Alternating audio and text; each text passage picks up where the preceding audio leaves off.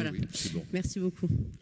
Bon, alors tout d'abord, bien sûr, nous tenons à féliciter nos 3 sportifs girondins médaillés, Joris Daudet, Laurent Chardard et Damien Tocatlian, et les 22 autres athlètes et para-athlètes girondins qui ont été sélectionnés, la plupart d'entre eux étant issus de nos clubs bordelais ou métropolitains.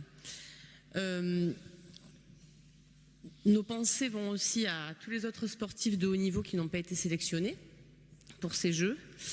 Car pour en arriver là, les uns et les autres, c'est-à-dire au haut niveau, il leur a fallu bien sûr beaucoup de sacrifices, d'une part, mais aussi des moyens, et notamment financiers. Sur ce dernier point, les collectivités ont un rôle à jouer. Au-delà de l'actualité brûlante des Girondins, on n'oublie pas la disparition de la division professionnelle du club de handball BBL, moins de 2 ans après sa création, par manque d'un soutien municipal et métropolitain.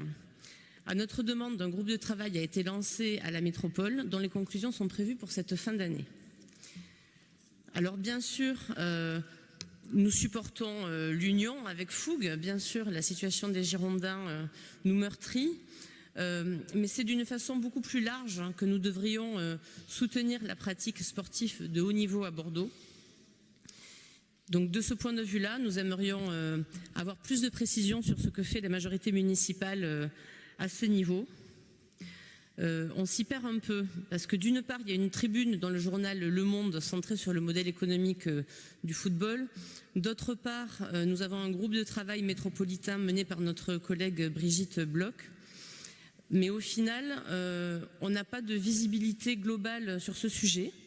Donc tout simplement, je souhaiterais savoir la stratégie que notre ville entend mener pour développer et soutenir le sport de haut niveau.